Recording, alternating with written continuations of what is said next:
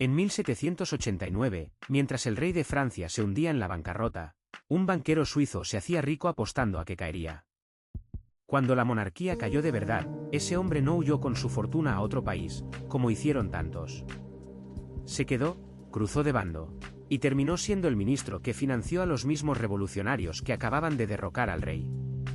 Esta es la historia de Etienne Claviere, el hombre que nunca eligió una causa política, solo eligió ganar siempre, sin importar quién estuviera sentado en el poder aquella semana. Para entenderlo hay que entender primero la deuda. Francia debía el equivalente a varios años completos de sus ingresos totales del Estado. Más de la mitad de cada impuesto recaudado se iba directamente a pagar intereses a banqueros de toda Europa, sin tocar siquiera el capital original. El rey pedía prestado constantemente solo para poder pagar lo que ya debía de préstamos anteriores. Era, en esencia, una pirámide financiera sostenida únicamente por la fe ciega de los prestamistas en que una monarquía centenaria jamás podía caer. Esa fe, año tras año, se fue agrietando en silencio. El hombre encargado de sostener esa fe frente al mundo era Jacques Necker, un banquero ginebrino nombrado ministro de Finanzas por el propio rey. Necker maquilló las cuentas públicas en un informe famoso para tranquilizar a los inversores extranjeros, ocultando gastos militares reales y presentando un déficit mucho menor del que existía en realidad. Funcionó durante varios años, y los préstamos siguieron llegando desde media Europa. Pero un truco contable, por elegante que sea, nunca borra una deuda real. Solo retrasa el momento exacto en que todo el mundo descubre que el emperador financiero, en realidad, está completamente desnudo. Ese momento de verdad llegó en 1789. Sin crédito disponible y sin dinero siquiera para pagar al propio ejército, el rey convocó a los Estados Generales por primera vez en 175 años, buscando desesperadamente aprobar nuevos impuestos. Fue un error de cálculo fatal, al reunir en una misma sala a nobles, clero y pueblo llano. Encendió una chispa política que ninguna cuenta amañada podía volver a apagar. La Revolución Francesa, contra lo que suele contarse, no empezó con un grito en la calle. Empezó, en realidad, con una hoja de balance que ya no cuadraba. Mientras el rey se ahogaba entre papeles y ministros, en Ginebra un hombre observaba todo con frialdad de calculadora. Etienne Claviere había sido expulsado de su propia ciudad natal por conspirar contra su gobierno oligárquico local, y se instaló en París con un talento muy concreto y poco común: entender antes que nadie hacia dónde se movía el dinero cuando el pánico empezaba a cundir entre los inversores. No era noble, no era revolucionario todavía, ni siquiera era del todo respetado. Era, ante todo, un especulador brillante, frío y sin escrúpulos declarados en público. Claviere descubrió algo que muy pocos veían con claridad en ese momento. La deuda pública francesa se compraba y se vendía como cualquier acción en bolsa, y su precio subía o bajaba con cada nuevo rumor de crisis en la corte.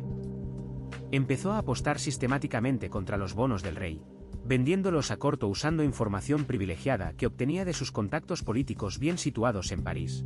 Cada escándalo financiero que hundía la confianza pública en la monarquía llenaba directamente sus propios bolsillos. Cuanto más se acercaba Francia al colapso total de sus cuentas, más rico se hacía él en silencio. En julio de 1789 cayó la Bastilla, y con ella se derrumbó el último muro de contención simbólico de la monarquía absoluta francesa. Claviere, que llevaba ya varios años apostando en privado contra todo el sistema, vio confirmado su cálculo financiero de la forma más espectacular y pública posible. Pero un especulador verdaderamente inteligente sabe que el dinero grande no está en predecir la caída de un régimen, está en controlar activamente lo que viene inmediatamente después. Y Claviere, discreto como siempre, ya tenía preparado un plan concreto para exactamente eso. Se alió con los girondinos, la facción revolucionaria más pragmática, moderada y menos sanguinaria de todas las disponibles en ese momento, y usó su reputación de genio financiero para ganarse rápidamente su confianza plena. En 1792, cuando los girondinos finalmente tomaron el poder efectivo del gobierno, Claviere fue nombrado ministro de Contribuciones y Rentas Públicas, el mismo cargo, en esencia, que antes había ocupado nada menos que Necker. El especulador que años atrás había apostado contra el rey ahora manejaba personalmente el tesoro entero de quienes lo habían derrocado por la fuerza. Desde el ministerio, Claviere hizo exactamente lo que mejor sabía hacer en toda su vida: mover grandes sumas de dinero en plena época de caos absoluto. organizó la emisión masiva de asignados.